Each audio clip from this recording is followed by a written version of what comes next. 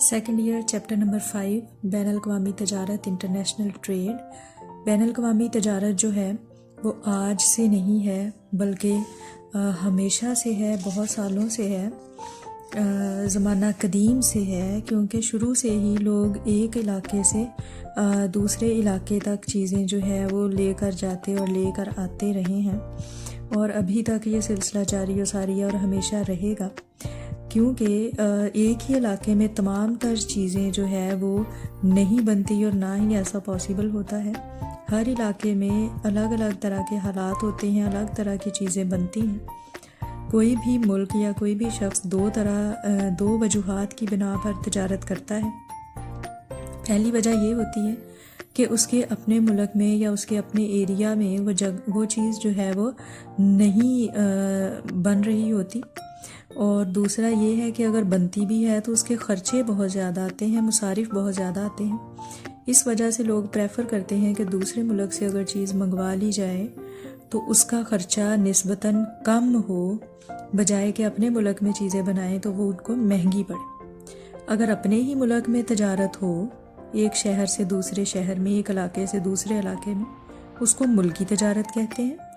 और अगर दूसरे ममालिक के साथ जो है वो तजारत हो तो उसको बैनुल-अक़वामी तजारत जो है वो कहेंगे।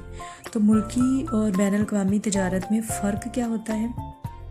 सबसे पहला फ़र्क होता है मेहनत और सरमाए की नकल पजीरी का, कि मुल्की तजारत में एक मुल्क के अंदर रहते हुए अगर तजारत करनी है तो मेहनत भी आसानी से नकल पजीर हो जाएगी, एक जगह से दूसरी जगह चली जाएगी मेहनत, यानी मज़दूर वगैरह, और सरमाया जो है वो भी आसानी से एक जगह से दूसरी जगह ट्रांसफ़र हो जाएगा। लेकिन अगर आप बात करें बैनुल-अक़वामी तजारत की तो उसमें बहुत ही ज़्यादा मुश्किल होता है।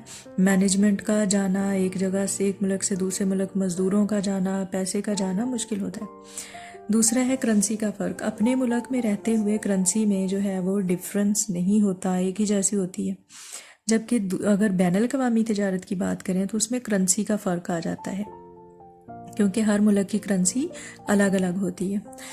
तो थर्ड वन है तजारती पाबंदियाँ। अपने मुल्क में रहते हुए मुल्की तजारत में तजारती पाबंदियाँ जो हैं वो नहीं होती, अगर होती हैं तो निस्बतन कम होती हैं। लेकिन बैरूनी बैनुल-अक़वामी तजारत की अगर आप बात करें तो उसमें बहुत सारी तजारती पाबंदियाँ होती हैं, रिस्ट्रिक्शंस होती हैं।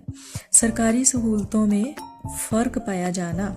अपने मुल्क में रहते हुए जब आप मुल्की तजारत करते हैं तो उसमें बहुत सारी गवर्नमेंट की तरफ से आपको फैसिलिटीज़ मिल सकती हैं, कोई टैक्स में छूट मिल सकती है, कोई आपको ट्रेड यूनियंस वगैरह की वजह से आपको जो है वो फैसिलिटीज़ मिल सकती हैं, आप अपने हकूक़ के लिए बोल सकते हैं। लेकिन अगर आप बैनुल-अक़वामी तजारत की बात करते हैं तो वहाँ पर आपको सरकारी सहूलतें जो है वो उस लिहाज से नहीं मिल सकती। तजारती माहदे, अपने मुल्क में रहते हुए तजारती माहदों की जो है वो ज़रूरत नहीं पड़ती है। डिफरेंट तरह के माहदे होते हैं जो कि बैनुल-अक़वामी सतह पर तो किए जाते हैं और बैनुल-अक़वामी सतह पर इन माहदों की शदीद ज़रूरत भी होती है। मुख्तलिफ़ हुकूमतें आपस में तजारती माहदे करती हैं, तजारती वफ़द जो हैं वो एक मुल्क से दूसरे मुल्क में भेजे जाते हैं, उसके बाद तजारत शुरू होती है, क्योंकि एतबार का सिलसिला होता है और एक बड़े लेवल पे तजारत हो रही होती है, बहुत सारे तजारती माहदे करने पड़ते हैं, जबकि मुल्की तजारत में तजारती माहदों वाला कोई सीन नहीं होता। तजारती पॉलिसियाँ भी बनाई जाती हैं जब बैनुल-अक़वामी तजारत होती है, उसमें जो है पॉलिसीज़ जो है या तो 6 महीने की होती है या फिर 1 साल की होती है। मुल्क के हालात के मुताबिक इसमें इजाज़त ली जाती है तजारत करने की। अगर एक मुल्क में ज़र मुबादला बहुत ज़्यादा है तो वहाँ पर आज़ाद तजारती पॉलिसी होगी, और अगर उस मुल्क में ज़र मुबादला जो है वो कम है तो महदूद तजारती पॉलिसी होगी। तो इस तरह डिफरेंट पॉलिसीज़ बनाई जाती हैं जब बैनुल-अक़वामी तजारत होती है। मुल्की तजारत में कोई भी पॉलिसी बनाने की ज़रूरत नहीं होती। नकल व हमल के अखराजात जो हैं जब बैनुल-अक़वामी तजारत होगी तो उसमें जो है ट्रांसपोर्टेशन की कॉस्ट है वो बहुत ज़्यादा आएगी, क्योंकि ख़र्चा जो है वो बहुत ज़्यादा होता है एक मुल्क से दूसरे मुल्क चीज़ें ट्रांसफ़र करने का। लेकिन अपने मुल्क में ही जब आप तजारत करेंगे तो उसमें नकल व हमल के अखराजात जो है वो बहुत ही कम आएंगे निस्बतन बैनुल-अक़वामी तजारत के। बैनुल-अक़वामी तजारत के फ़ायदे क्या हैं? इसका सबसे पहला फ़ायदा तो ये है कि अशिया की फ़राहमी, इसकी वजह से चीज़ें जो है वो आसानी से मिल जाती हैं। अगर अपने मुल्क में कोई चीज़ नहीं बन रही तो उम्मीद होती है कि दूसरे ममालिक से इंपोर्ट करके उस ज़रूरत को पूरा किया जा सकता है।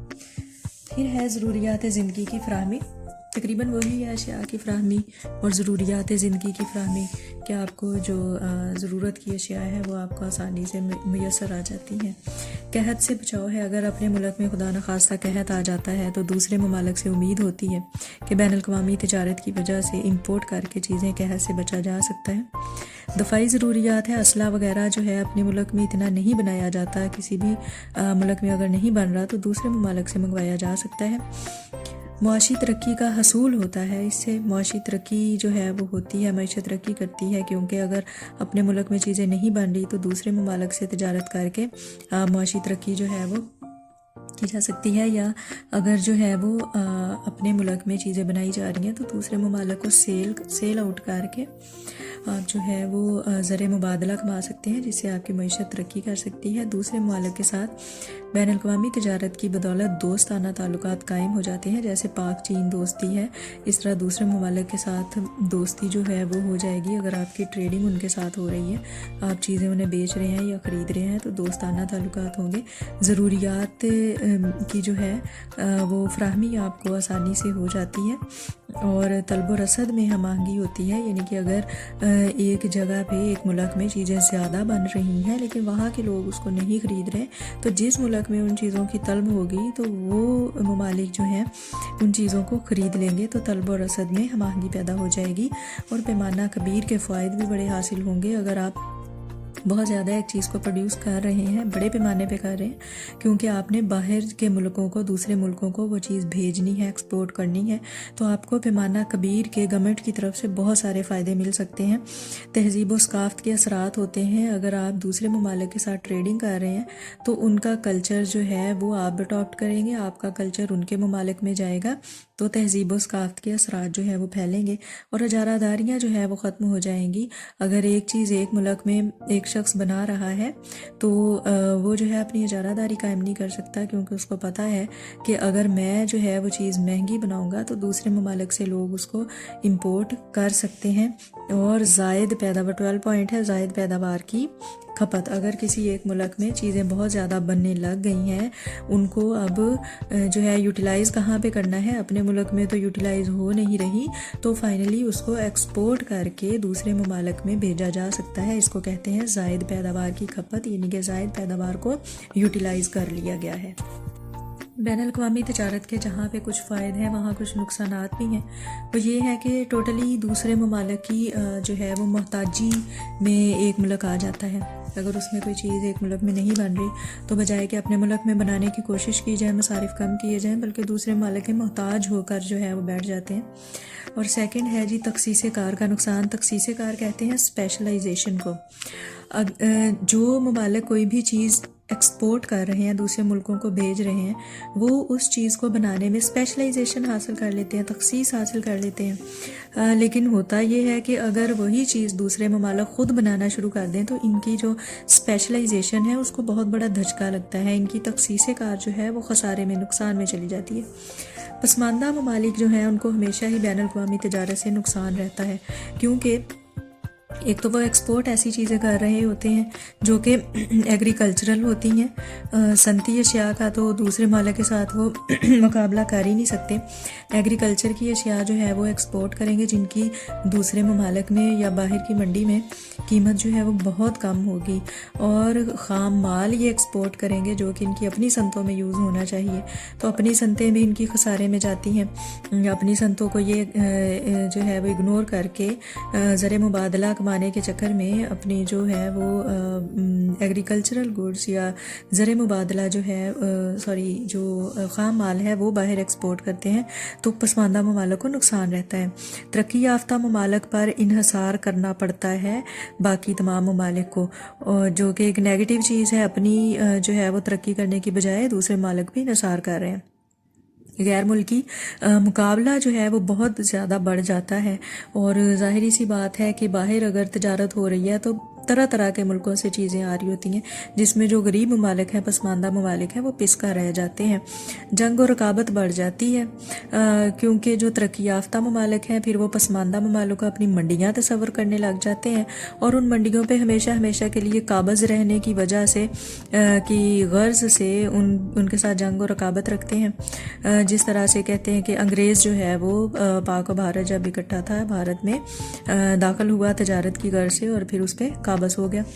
मुआशी तरक्की पर जो है वो इसका बहुत एक बुरा असर पड़ता है। बैनुल-अक़वामी तजारत की वजह से जो बाज़ ममालिक हैं, चंद संतों में तो वो तखसीस कार हासिल कर लेते हैं, लेकिन बाकी संतों को नज़रअंदाज कर लेते हैं। उन संतों में तखसीस हासिल करेंगे जिनकी बाहर के मुल्क चीज़ों की डिमांड कर रहे हैं, वो चीज़ें ज़्यादा बनाई जाएंगी, बाकी संतों को जो है वो नज़रअंदाज कर दिया जाएगा, जिससे मुआशी तरक्की में बहुत नेगेटिव असर पड़ेगा। मुआशी बहरान, बैनुल-अक़वामी तजारत की वजह से अगर किसी एक मुल्क में मुआशी बहरान आता है तो दूसरे ममालिक में भी फैलेगा, क्योंकि दूसरे ममालिक भी इसके साथ रिलेटेड हैं तजारत की वजह से। जैसे 1930s की जो है वो इक़्तिसादी बहरान आया था, वो अमेरिका से शुरू हुआ था, लेकिन क्योंकि बाकी ममालिक उसके साथ तजारत कर रहे थे तो तमाम मुल्कों तक फैल गया था। इस तरह सनती तरक्की पर भी इसका नेगेटिव असर होता है।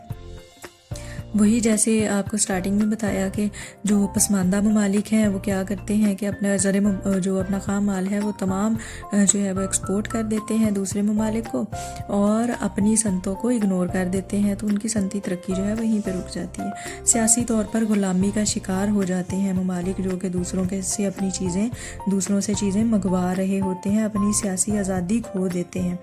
तो जो तजारत करने वाले ममालिक हैं जो उनको चीज़ें बेचते हैं वो सियासी सूरत हाल से फ़ायदा उठाकर उन पर काबज़ हो जाते हैं। इसी तरह से मौज़र सेहत अशिया जो हैं वो भी बैनुल-अक़वामी तजारत की वजह से एक मुल्क से दूसरे मुल्क में ट्रांसफ़र हो जाती हैं, जो कि बहुत ही नेगेटिव बात है।